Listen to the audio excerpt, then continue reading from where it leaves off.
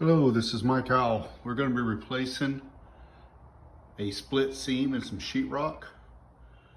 I'm just going to walk you guys through how to do this.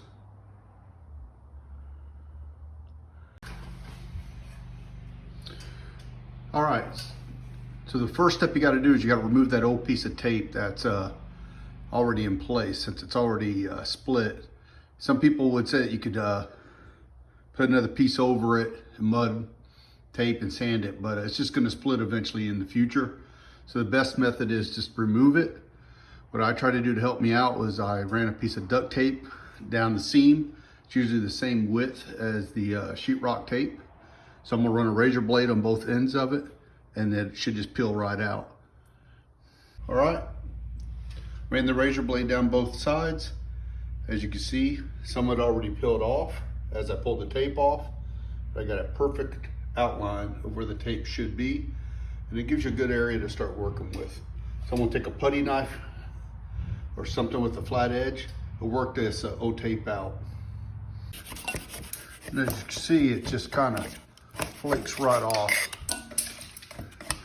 If you made a good cut.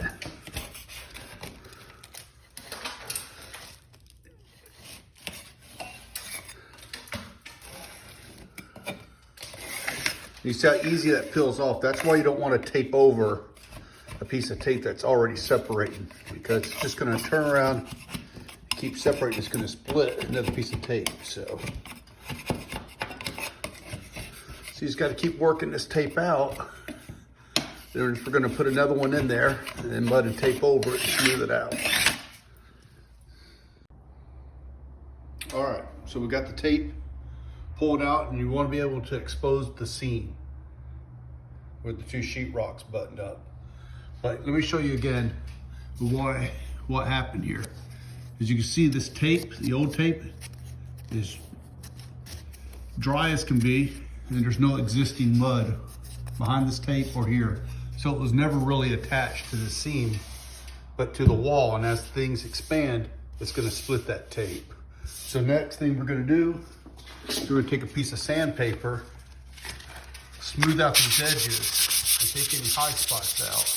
It'll definitely make putting new tape in and mudding over it a lot easier.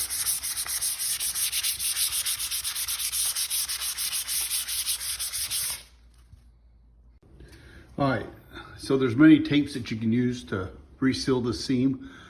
I usually go with the mesh type because the mud tends to seep through the mesh and sticks to the wall and gives you a good adhesive seal, and it sticks. Versus the paper, you would have to run a bead of mud down the seam there, lay the tape in, and then tape over it. Versus this also has a sticky backing that you can lay in and mud right over it. And there you have it. It sits right in that seam. So next we're just going to put some mud over it and go and even it out on both sides and let it sit and dry.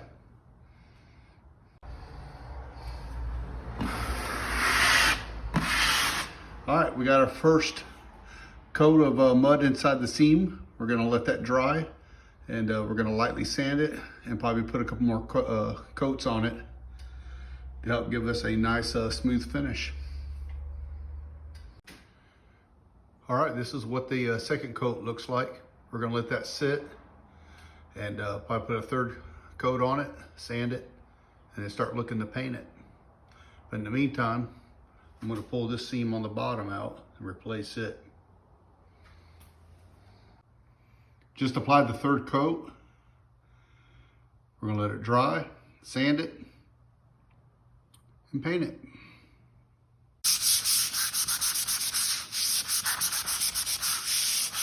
All right, hit it a couple times with some sandpaper. That's all